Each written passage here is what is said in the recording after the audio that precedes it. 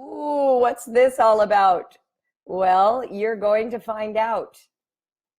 We have a big writing surprise for you coming next week. And basically, it is something that is free and it's going to help you launch an amazing experience in writing this year. You will blast off into the world of writing and your kids will thank you for it. I can't wait to share it with you, so definitely stay tuned.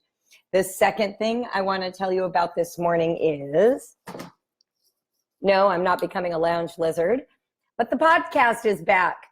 There is season 3, episode 0, already at iTunes. So if you want to see it, you can go to our blog today. There's a post there that will take you directly to wherever you listen. You can listen to it on Stitcher. You can listen to it on iTunes. You can listen to it on any podcast, place that you get podcasts.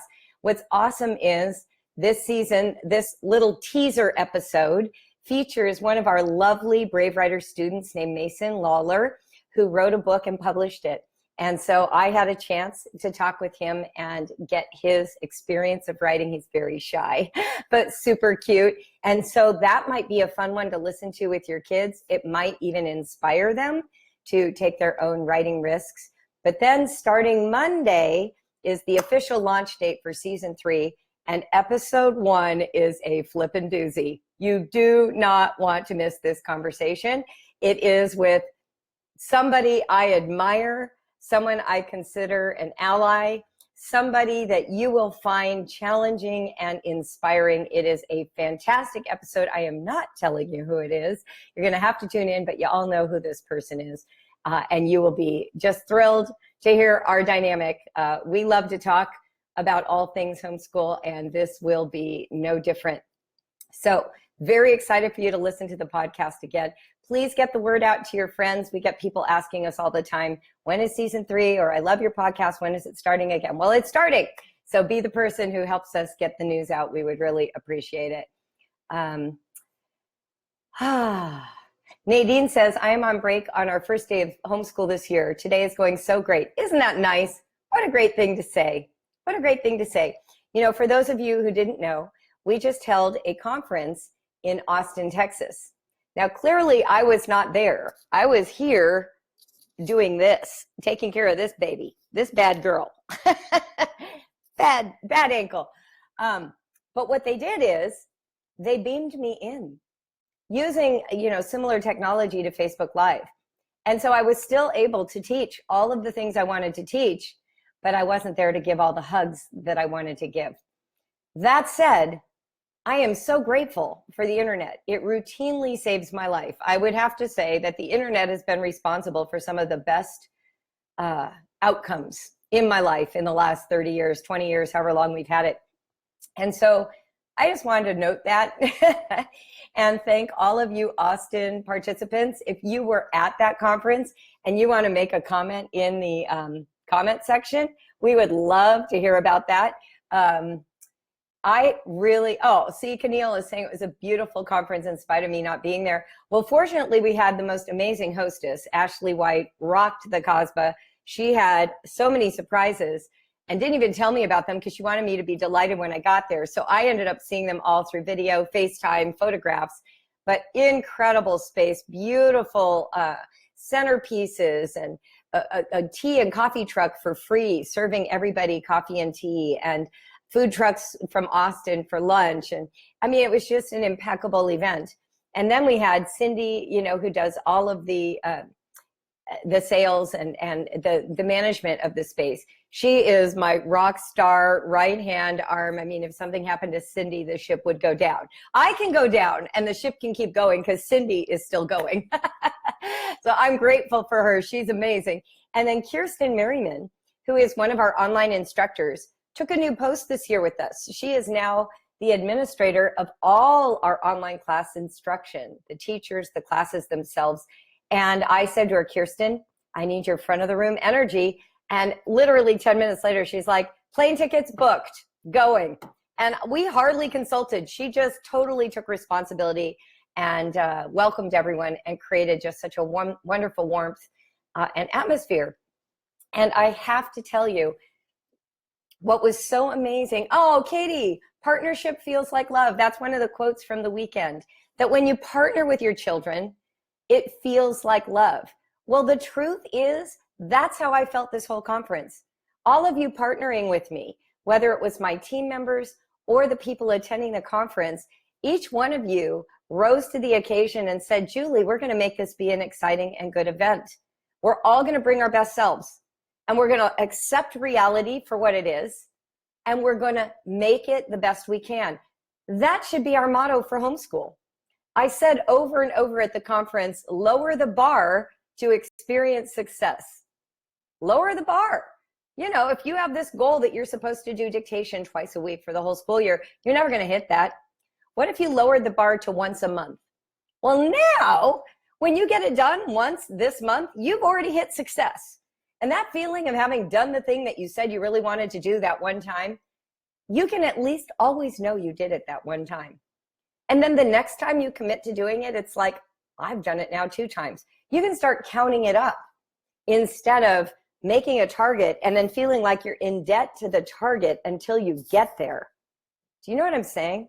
Like when you say, okay, it's out here, when you start, you're not there yet. So you're like, oh my gosh, I have so many more miles to go to get there. But if you start with, well, I just have to get to here, and then you get here, now you can look ahead and go, well, now I want to get to here, and you can get there.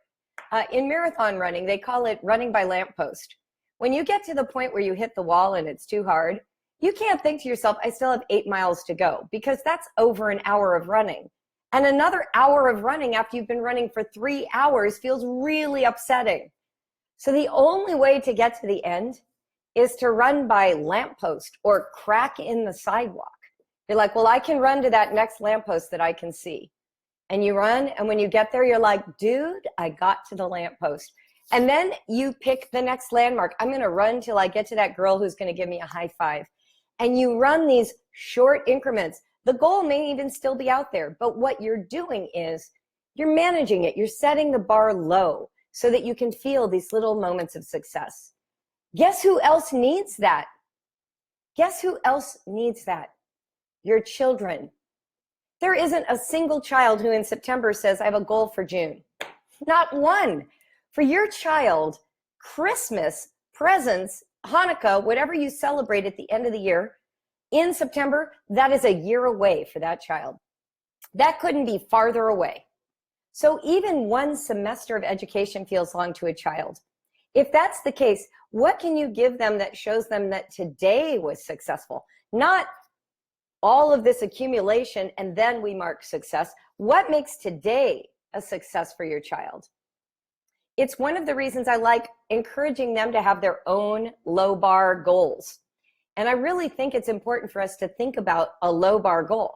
Instead of saying to a child, you know, well, that's not enough. You think you can only write a word? I bet you can write 4 words. Or, come on, you only wrote 3 sentences during that free write. I think you could have written 6. No, let's not do that. Let's actually say to our children, what do you think you could do? I'm curious, like, if you're going to do copy work, like, just give me an idea. What could you commit to and give your most excellent attention and energy to? How much? You know, this passage is hunky. It's like 8 lines. Don't worry about the 8 lines. Tell me, out of this 8-line passage, what can you commit to right now and do an excellent job? And your child might test you and say, well, I can only write the first word. And here's what I want you to say. Oh, fabulous. Here's your paper. Go to it. Show me when you're done. And let them write that one word as perfectly as they can. And when they get done, I want you to notice, you did stay focused for that entire word. You really did write it beautifully. High five. And then your child might be like, wait, what? She's okay with me just doing one word?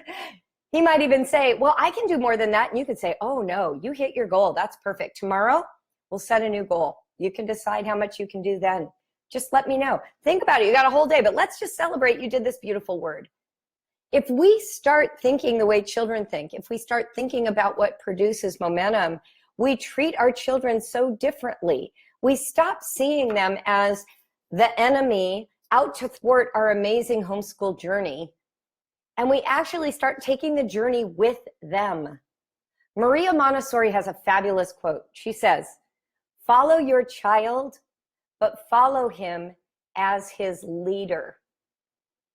Let's talk about that for a minute. Follow your child, but follow him as his leader. So if you go into this, low bar goal setting with your child and you say, how many math problems do you think you can do today before you get too tired? I want you to stop before you're too tired. How many do you think you can handle? And they say 2 problems. And then they do those 2 problems. What you've done is you've followed your child into those 2 problems. But as his leader, because you're giving him the credibility that it's okay to just do 2 problems with full attention.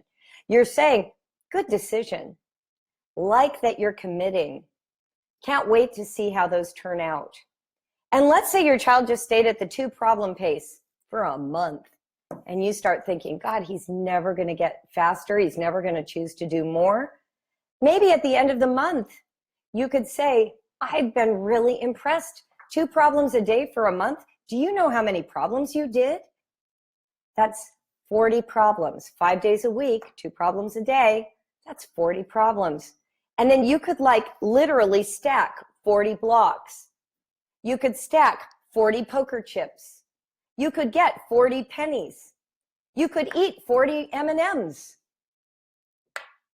And your child would have some sense of this accumulation of all that energy resulting in something chosen by the child, not by you, and yet accumulating every day because they're just feeling like it's interminable. You say do a page a day. A page is a lot of work, and then a page a day that no one ever pauses to notice has gone by. And instead, by March, we're behind and we're never going to finish the book. And your child feels like they've just been endlessly doing pages.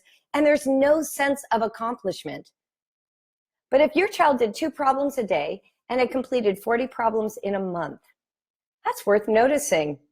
40 M&Ms, 40 pennies, 40 chugs of his favorite soda, 40 jumping jacks, 40 raffle tickets that can be used for whatever you use in your family.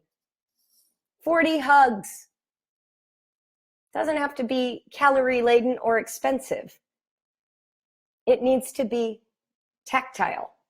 It needs to be a celebration a child understands. The abstract, oh, good work, that doesn't really work with children or teens. 40 minutes to listen to music. 40 minutes to play on the computer. I don't know. You guys are so creative. You will come up with things that I'm not thinking of right now.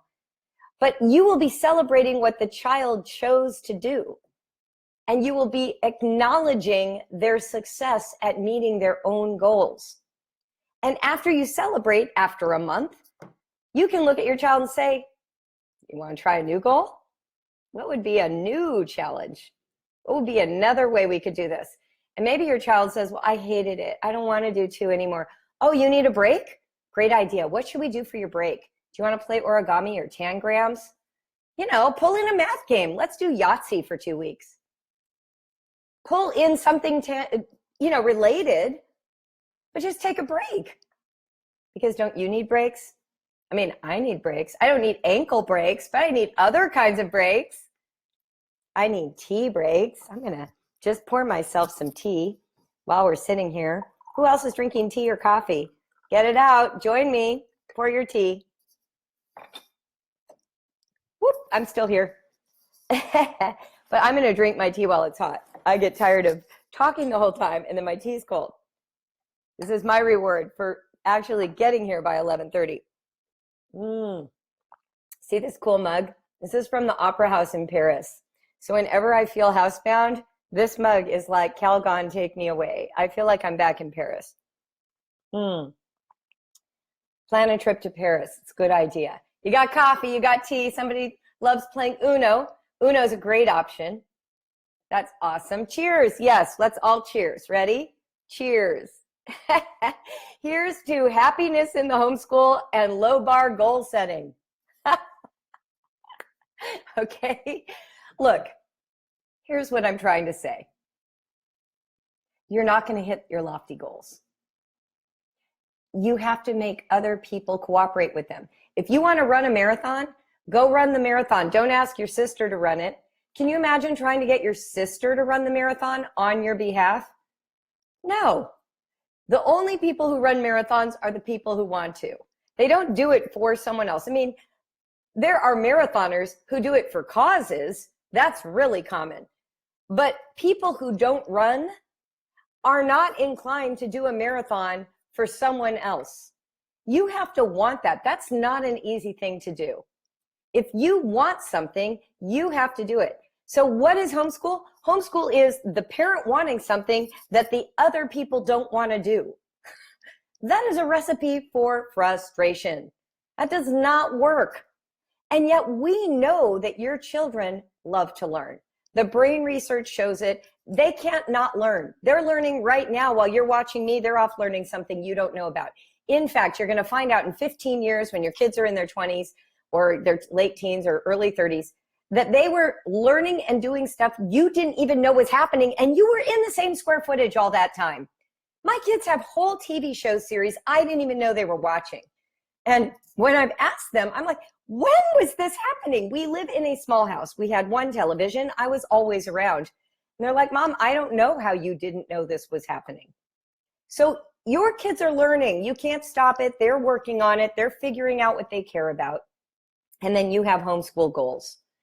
If we want those two things to overlap, we've got to follow our children, but follow as their leader. So as they show curiosity, as we stimulate their curiosity, as we participate in their curiosity, as we partner with them, not trying to turn them into independent learners. Who in the world wants to be independent? No one. You get married so you don't have to be independent. You go to school so you can be in a classroom where you're not independent. You go get in a job with a team so you don't have to work alone. You work alone like me for years, and then you hire people because you get sick of being alone. Nobody wants to be independent. We all want partners. We want teammates. We want people to cheer us on. You are that person for your child. So when you have an agenda that your child does not yet share, set the bar low. Invite them in. Sweeten the deal. Make home a nicer place. Collaborate. Support. Celebrate.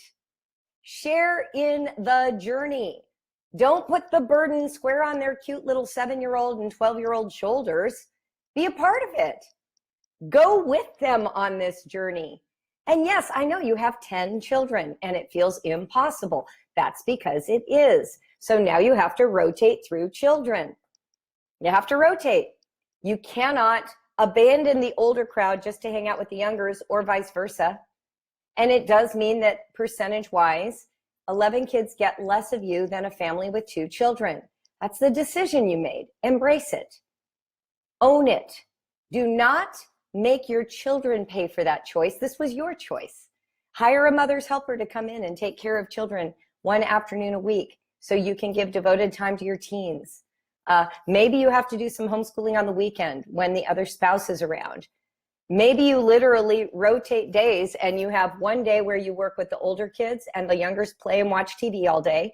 And then the next day you only work with the younger kids and the older kids play online video games all day. Who said school had to happen every single day for everybody? If you have 11 kids, I would never do it that way. You're at home. You get to reinvent this whole thing called learning. And you can do it in ways that make sense for your family. What matters is sort of this consistent return to the act of learning.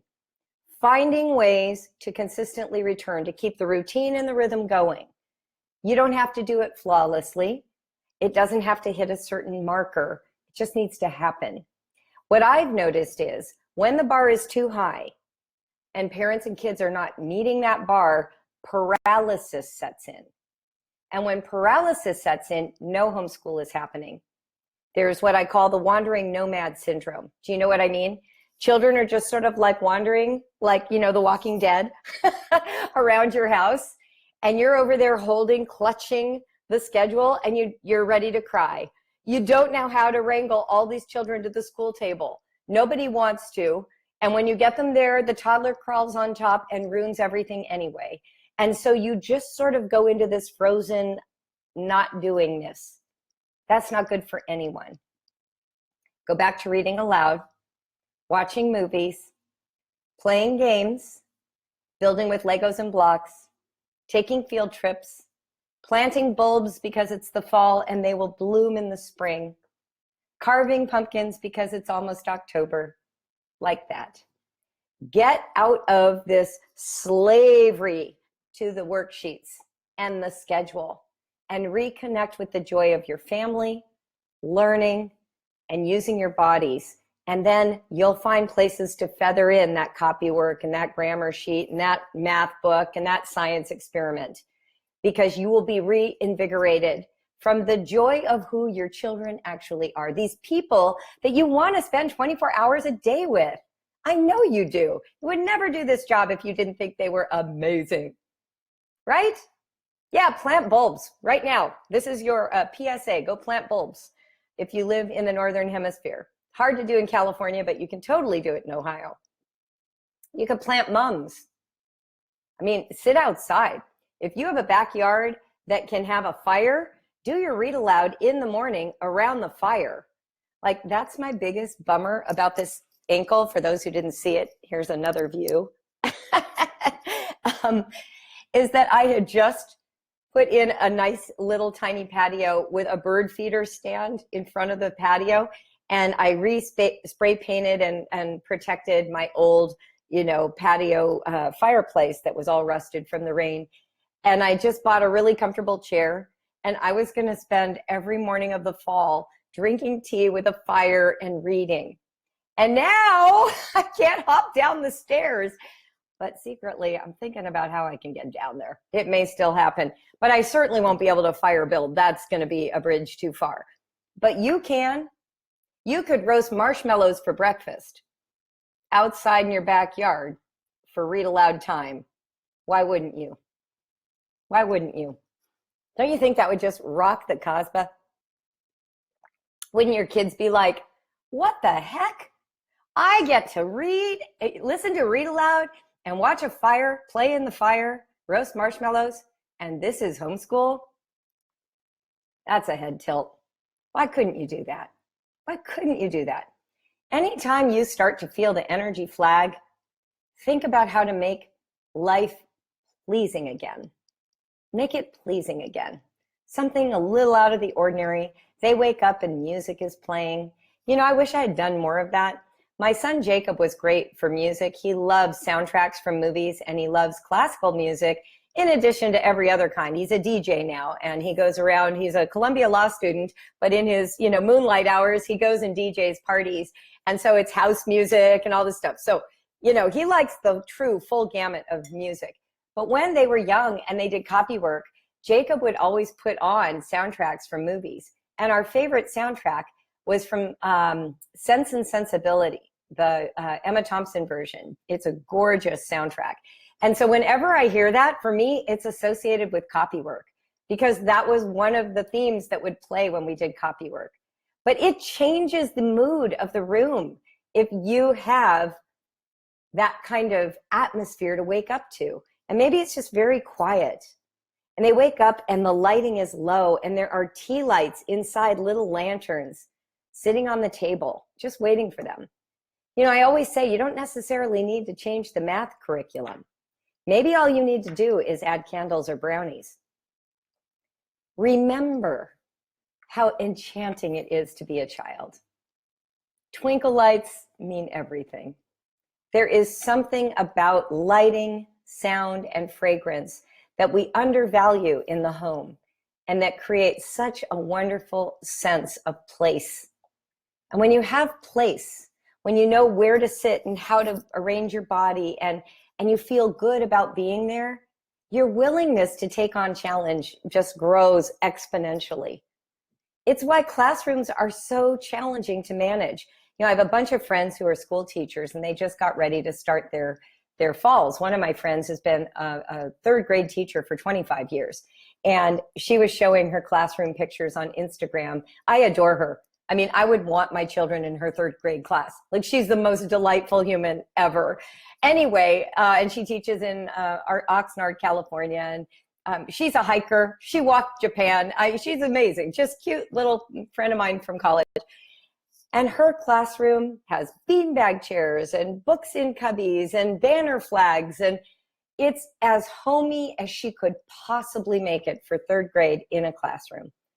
But there are still desks attached to chairs. Like you can't even push your chair away from the table, right? Those awful desks.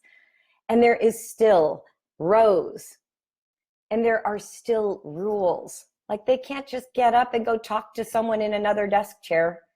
You still have to have permission to go sit on the beanbag chair and read. It's not home. It's school trying to borrow from some of the properties of home to make school less uninspiring. Well, hello. You live in a home. You don't even have to do that. Just make your home amazing. Make it cozy. Make it cozy.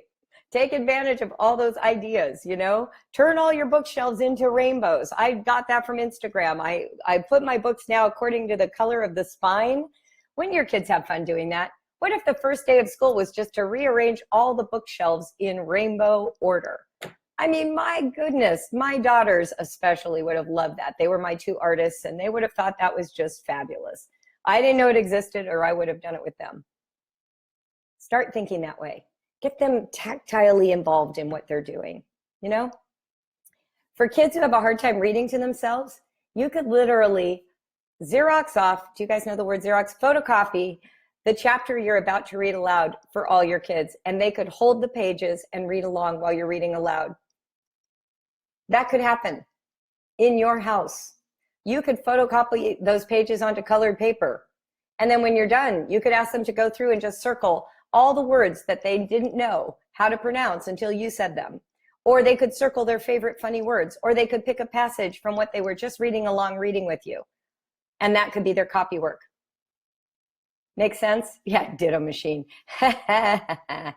Oh, Rachel mentions using essential oils and diffuser.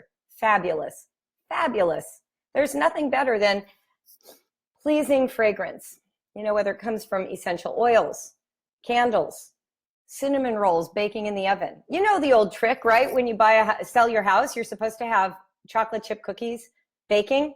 Literally, they were baking in this house when I came here to buy it. And I bought it. And I actually thought the floor was tile, and it turned out to be 30-year-old hideous linoleum. So I think those cookies really changed my sensory appreciation for this house. Love it. Oh, boiling water with spices. Yeah, in fact, this is a great time for cider.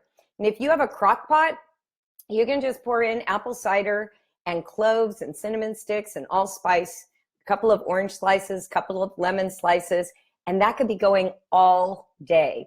And they could just help themselves any old time. You could have special mugs just for the fall, and they could just enjoy that and say, you know, this week it's cider week, or this day is cider day. You can just help yourself anytime you want. These are ways to invite your children in. When you show goodwill toward their need for love and pleasure, they will give you goodwill back when you're asking them for attention. You might not notice it immediately because they may not be accustomed to you doing that, and they might be worried it's going to be taken away at any moment. So give it time, you know, give it a semester.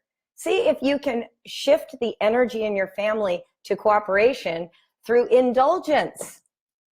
Indulgence, you know, give up this whole Puritan thing. Indulge your children's needs for happiness. It's real.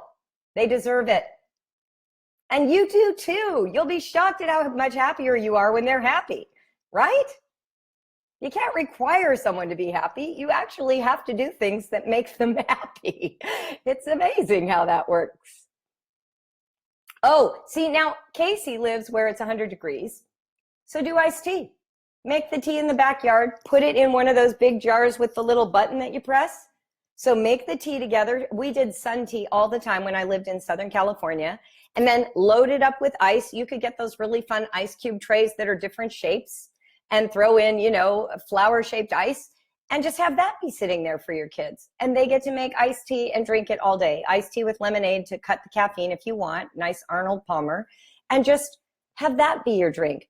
I mean, you guys are creative. You could just say, hey, guess what I did? I put a cooler out back, and there are a whole bunch of, you know, those fizzy drinks where it is soda water plus fruit juice. That way it's not really soda, but it feels like soda. You just throw a bunch of those in there and say, today, treats for you. Now, listen, I had 5 kids and no money. And so we never bought any extra drinks. It was milk and water, and that was it. And so if I were to do that one day, to say, okay, today is lemonade day, oh my gosh, it felt like a huge treat. So that's what you can do for your kids. You can also look up how to make lemonade online and do it as a family. Here's my point. It's not to start a whole culinary direction for your homeschool. What I'm saying is these are the things that help children feel like you care about their happiness, so that when you're asking for that level of commitment to something that's hard for them or that they didn't imagine they wanted to do, they know you're on their team. They don't feel like you're persecuting them or doing something to them. This is not about bribing or rewarding. This is about creating a home life that they want to be a part of. And you guys get to do it. You know all that times you played house growing up? Well, now you get to play house. Play house. Play house. Do the fun. Make it a fun house. Cooperation through indulgence. That's right. Yeah, someone started buying seltzer water and letting them make their own fizzy drinks by adding juice. Yes, exactly. Grapefruit juice, lemonade, orange juice with fizzy seltzer water is fabulous. In Morocco, one of the things that they always did when you would come visit is they would have these big, like, you know, bottles of water that were really in bottles, not, you know, plastic, but like glass bottles of water. They would bring that to the table, and then they would bring a big bottle of grenadine syrup or cassis, and you would pour a little of that in, and then the water, and then ice. And that was really refreshing and very inexpensive. So if you can get one of those Italian syrups, those are also a nice way to create a treat for kids that's not too sugary, but also still feels really special. I didn't mean to get into like cooking with Julie, but these are tricks, you know, straws that have loops, anything that is, you know, just remember being a child. What do children like? What do children like? We went over that in the conference. What do children like? They like color. They like lying on the floor. They like their dogs. They want their rabbit in their lap while they're doing schoolwork. These are all things children like. So let them be kids, because they're going to be you soon enough. Yes, homeschool baristas. Exactly. Cheers. Oh. Well, it has been a little over a half hour, and because I do have this ankle, for those of you who missed it, one more look, I busted my ankle rock climbing in an indoor gym. Do not be ye so stupid like me. Always wear a harness. Don't go on the boulders over 4 feet. That's the rule I have for myself now. If I ever walk again, right now, if this turns into walking, I'm good. There are lots of ways to exercise. I'll find new ways, but I just want to walk again. In the meantime, I am icing my ankle. I am writing my book. Those of you who don't know, I'm working on a book for all of you. It's going to be good. And I'm going to get back to work because last week basically was a wash. So love you all. Thank you so much for joining me this morning. I hope some of that gives you some inspiration for the coming week or the coming year. Please share this video with your friends if you thought it was helpful. That's one way we get the word out with Brave Writer. Podcast, Season 3. The teaser episode is up, and next Monday is the launch episode with our first official guest, someone you do not want to miss. I am not kidding you. This is an insanely good first episode, and you will love listening to it. It will be provocative, challenging, interesting. Not telling you who. You're going to have to listen to find out. And then lastly, in case you were late, ooh, what is this? Well, Brave Writer has something that's about to launch your writing program into outer space. It will be an incredible boon to your program with your kids and free. So stay tuned. That is coming soon. We'll be telling you more. So stay with Brave Writer. We're here to help you. Love you to pieces. Mwah.